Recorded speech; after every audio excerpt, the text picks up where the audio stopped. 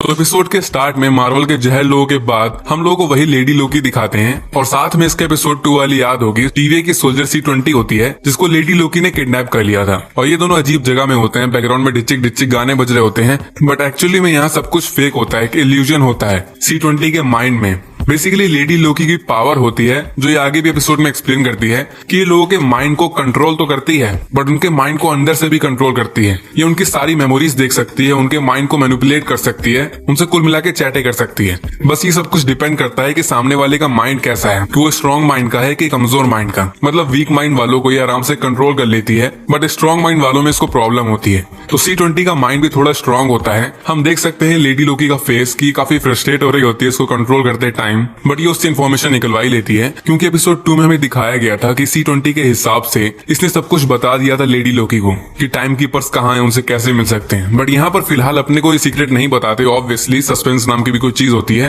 But C-20 एक elevator के बारे में बताती है, गोल्ड एलिवेटर, जो हम लोग को शायद पहले दिखाया गया है। तो फिर यहीं से डायरेक्ट टेम्पेड वाले डिवाइस का यूज करके लेडी लोकी टीवीए में आती है उसी गोल्ड एलिवेटर के लिए। और याद होगा लास्ट एपिसोड से यहाँ पर हुड़दंग मची होती है, सभी लोग उन टाइमलाइंस में जा रहे होते हैं जिसकी लंका लगा दी थी इसी लेडी लोकी ने। तो पहले ये टीवीए में आती है, सोल्जर्स को मारती है और इसकी पावर्स यहाँ काम नहीं करती क्योंकि ये पहले ही बताया गया है कि टीवीए में किसी भी तरह की जादुई शक्तियां काम नहीं करती। और फिर लोकी भी इसके पीछे पीछे आता है इसको रोकने के लिए। इनकी फाइट होती है और फाइट के बीच में हम बैकग्राउंड्स में टाइम कीपर्स के फेस देख सकते हैं, बट एक टाइम कीपर का फेस डिट्टो लग रहा होता है कैंग द कॉन्करर से। रूमर्स के हिसाब से MCU का अगला थैनोस है और साथ ही में इस सीरीज का विलेन भी है। रूमर्स है, कंफर्म नहीं है, पर let's see. Now Loki fight के बीच में उसी टेम्पेड का यूज करके किसी और जगह में टाइम ट्रेवल करके आ जाता है लेडी लोकी के साथ। ये दोनों पहले मियां बीवी जैसे लड़ते हैं कि तुम मेरे रास्ते में आ रहे हो, नहीं तुम मेरे रास्ते में आ रहे हो। और लेडी लोकी टेम्पेड का यूज करती है बट उसकी बैटरी खत्म हो जाती है, वो वर्क नहीं करता और ये अगेन फाइट करते हैं बट लोकी मैजिक से उस टेम्पेड को छुपा लेता है। और फिर इन दोनों को रियलाइज होता है कि ये है 2077 में एक लेमेंटिस 1 नेम के प्लेनेट पे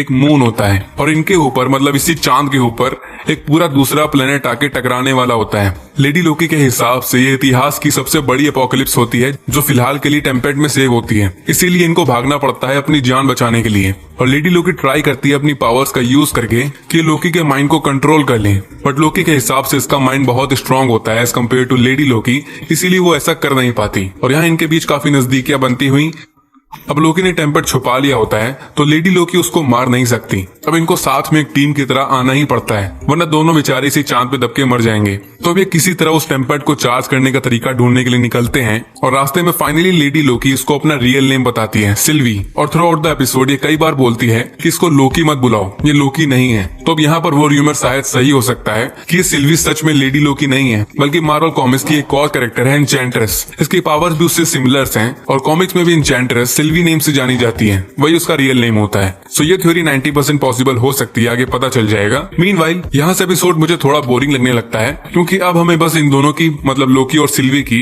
इन्हीं की केमिस्ट्री दिखाई गई है। ये पहले एक लेडी के पास जाते हैं, 1 बाय 1 करके दोनों पे ले जाते हैं और फिर उसी लेडी से इनको एक आर्क के बारे में पता चलता है, एक रॉकेट जो यहाँ के मतलब इस प्लेनेट के नॉर्मल लोगों को एक दूसरे प्लेनेट में ले जा रहा होता है। तो अब ये दोनों यहाँ पर न्यू प्लान बनाते हैं कि उस आर्क में उस रॉकेट में इतनी पावर होगी जिससे ये अपने टेम्पेड को चार्ज कर सकते हैं और फिर ये यहाँ से टाइम ट्रेवल करके भाग लेंगे। पर उस आर्क में जाने के लिए इनको एक ट्रेन में बैठना होगा, वो काफी दूर होता है, लेकिन इनके पास उस ट्रेन के लिए टिकट नहीं होता। तो ये दोनों ना चाहते हुए भी पार्टनर्स की तरह काम करते हैं और अपनी अपनी पावर्स का यूज करके चालाकी से फाइनली ट्रेन के अंदर घुस जाते हैं। और यहाँ पर अब ये आपस में इमोशनली वाली बातें करना भी स्टार्ट कर देते हैं। लोकी बताता है कि ये अडॉप्टेड है, इसकी माँ ने इसको जादू सिखाया है। लेडी लोकी भी बताती है कि ये भी सेम वो अडॉप्टेड है, बट ये ज्यादा कुछ नहीं बताती जितना लोकी अपने बारे में बताता है। और अभी के हिसाब से ये दोनों ही लोकी होते हैं, तो अगर मानो ये एन्चेंट्रेस नहीं है तो ये लोकी ही होते हैं, but different different version. At least Loki को तो यही लग रहा है कि ये लेडी लोकी ही है किसी दूसरे टाइमलाइन की। तो इसके हिसाब से जैसा इसके पास्ट में हुआ था वैसे ही लेडी लोकी के पास्ट में भी हुआ होगा क्योंकि ये हैं तो same but different different timeline के। और ये दोनों प्यार मोहब्बत वाली बातें भी करते हैं और सिल्वी के हिसाब से एक लॉन्ग डिस्टेंस रिलेशनशिप में होती है किसी पोस्टमैन के साथ।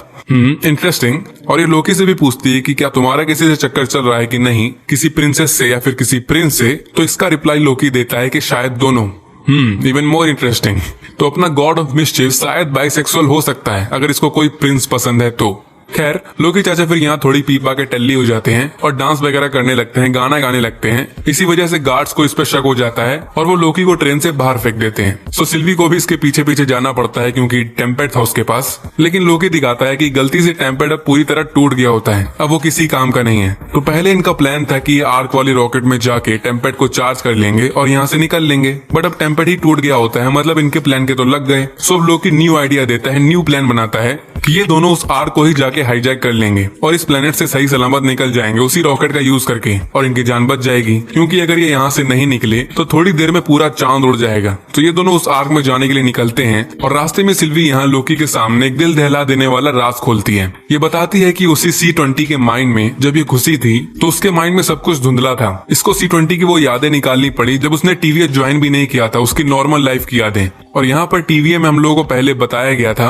कि टीवीए के जितने भी वर्कर्स या सोल्जर्स हैं उन सबको टाइम कीपर्स ने खुद बनाया है, खुद क्रिएट किया है।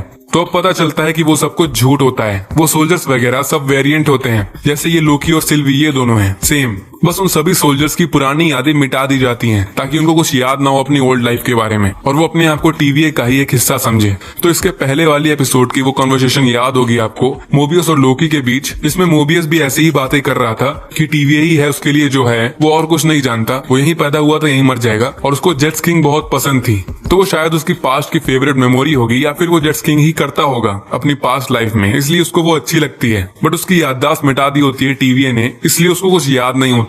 तो यहाँ खुलता है टीवीए का पहला डार्क सीक्रेट। अभी आगे शायद और भी खोलेंगे आई गेस। नाउ भी ये दोनों उस जगह पहुंचते हैं जहाँ रॉकेट होता है। अगेन लोकी अपनी जहर वाली पावर्स यूज करता है, पता नहीं ये सब छुपा के काहे रखता था। बट वो आर्क, वो रॉकेट जिनको ये दोनों हाईजैक करने वाले थे, वो इनके सामने ही पूरा ब्लास्ट हो जाता है, मतलब इनके सेकंड प्लान के भी लग गए। और एज यूजुअल एपिसोड इसी पॉइंट पे खत्म हो जाता है। बैठो 7 दिन अब। तो अब इस एपिसोड में मेरे हिसाब से हम लोगों को बस इन दोनों की, मतलब लोकी और सिल्वी की, इनकी केमिस्ट्री बनते हुए दिखाया गया है कि ये कैसे पहले एक दूसरे के एनिमी होते थे, फिर साथ में एक टीम की तरह दूसरों से लड़ते थे।